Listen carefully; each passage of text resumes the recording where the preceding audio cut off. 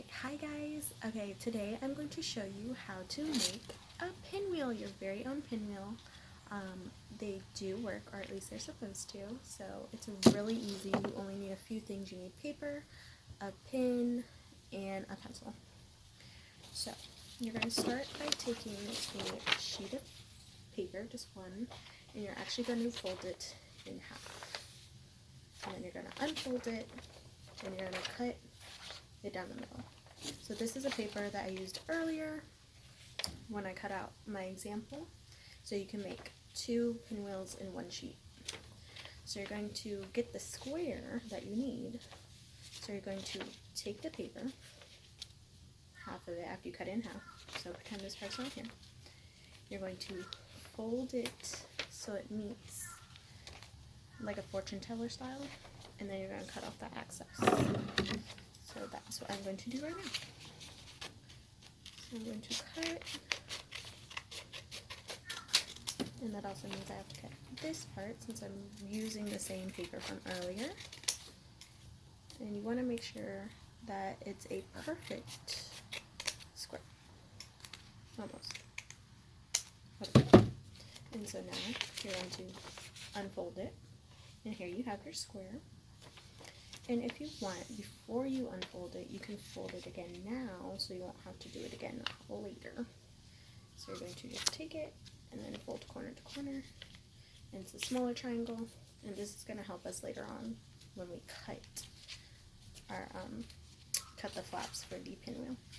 So now you're going to unfold it. And now what you can do is, because you might want to have some color, kids love things that are colorful. This is my first example from earlier. When it was too big, I did color a little bit front and back. You don't have to do both sides, but you can if you want. So I have my colored pencils here. Just gonna do just a little light coloring. So it's not gonna be like perfect or anything. And the surface I'm on right now does not allow coloring too much. And this colored pencil is not that sharp. So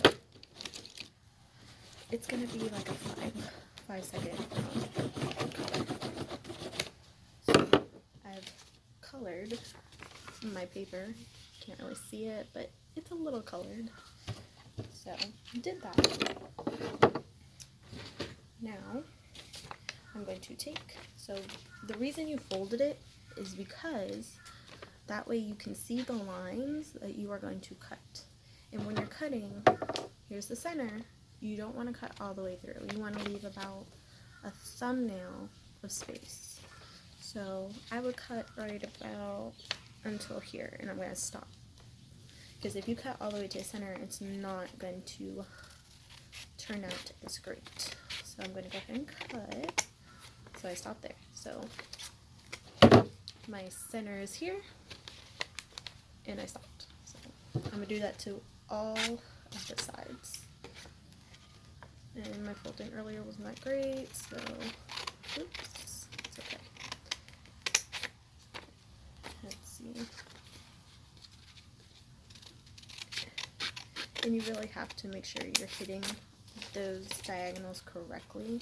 To see on this part, the fold didn't hit the corner, so I have to make sure I start at that corner and make my way to the center.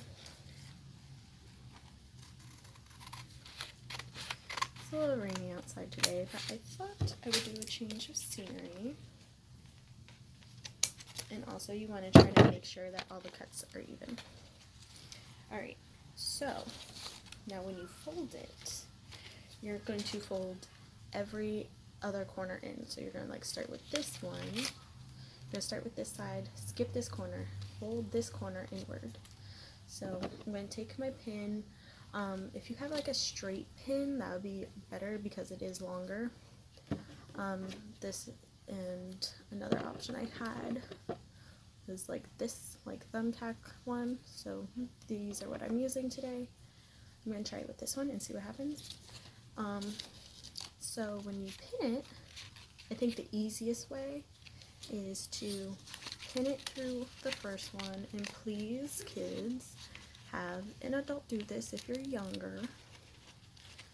I'm sure my 3rd and 4th and up can do this on their own, but I'd rather you be safe and not hurt yourself. So I'm just going to take it, I'm going to poke it through. So see, the first one I've skipped this corner and went straight to the other corner. So I'm just going to gather those up. Oops, almost got the wrong one. I'm just going to do that, if I can do it. And then last but not least, last corner, carefully, oops, if I can, without poking myself. Okay, almost, hold on. Trust me, I'm scared of poking myself, and I've done it before. Okay, so now that I have all the corners poked, I have to poke it through the back. So this is going to be perfect. Beautiful. So now it looks like a pinwheel so far, but we need something to attach it to. Oops. Came right back to the hook. So you're going to have to hold that down.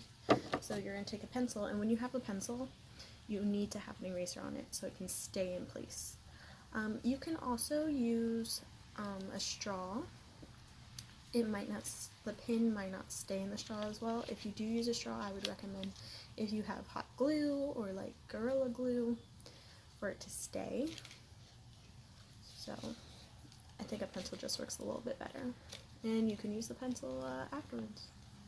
You may not be able to use the eraser, but that's okay. So you're going to push it in, and you want to leave space. You don't want to push it all the way back, so you want to push where there's still space between the back and actually the front of the pin. That way when it blows, I don't know if this will work, but let's try it. If it's a windy day, it might work a little better, but oh, that one won't work. Okay. Sometimes it works, sometimes it doesn't. This one worked a little bit earlier. Let's see if it still works.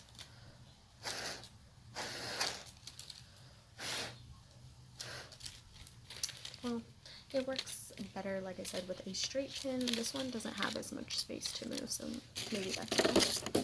But when I tried it earlier with the bigger one, it definitely didn't move because it was really heavy. So that's why you only really need half a piece of paper compared to a whole sheet. So now I have 2 pinwheels, and it was really easy, and I hope you guys enjoyed it. I can't wait to see what your pinwheels look like. And please, please, please share your creations at the bottom. And until next time, I will see you guys later. Bye!